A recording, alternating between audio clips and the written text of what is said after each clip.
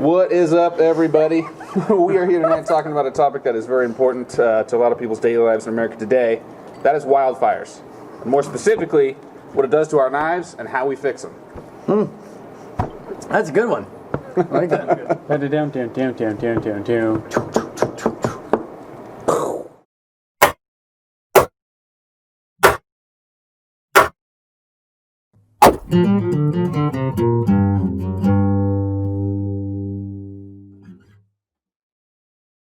Okay. All right. So, and we're back. Hey, where'd you go? All right. So what do we have here, Mike? All right. So we have an AMUK, right? So we have a longtime customer of ours bought an AMUK. This AMUK is probably built in 2014, if I had to guess. 2014, 2015, somewhere around in there. And it was sold to a guy who works out in the bush, out in Alaska, and he refuels the helicopters that fight the brush fires.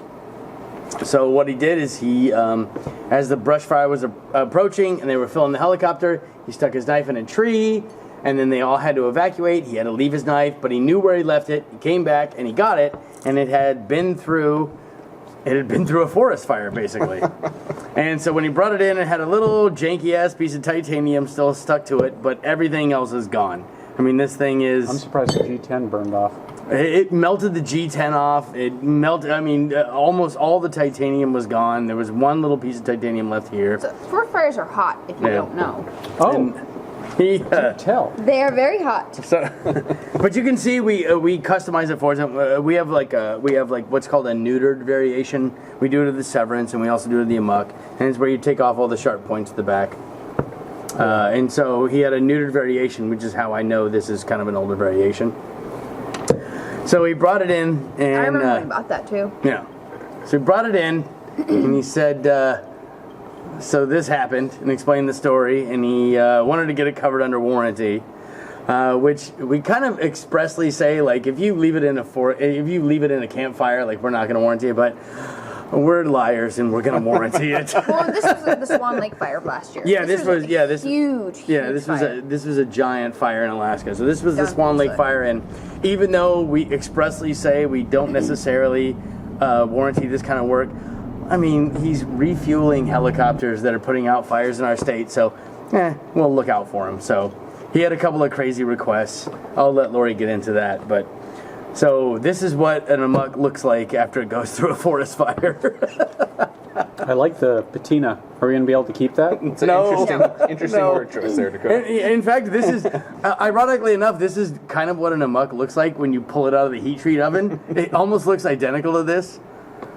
Should we, when you guys redo it, just leave this unfinished and just polish the grind? That's not possible. That's not possible? It's not So possible. we have to rock wall test it and see where it's at, and then we have to reheat treat it, retemper it, recryo it. Yeah. He wants a Stormtrooper white Cerakote and then orange scales.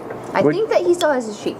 Yeah. That was the one thing that he got to keep, but he stuck it in a tree. Because he stuck it in a tree and had the sheath on him. So you cut these a couple days ago. Orange is something we do not do on the AMUK. We don't do it on the Riot. We don't do it on the AMUK. We very rarely do it on the Severance.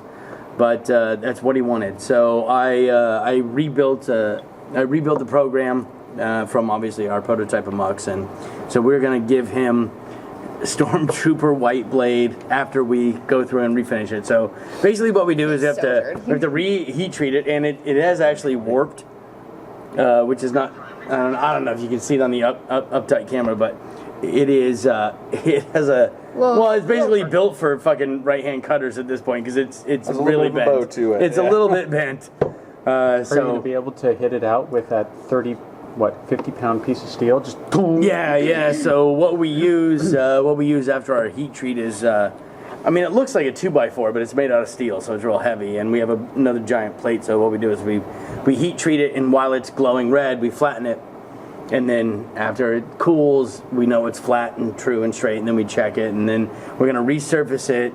We're gonna re-hit the grinds. We're obviously gonna resharpen it, and just completely rebuild it for him.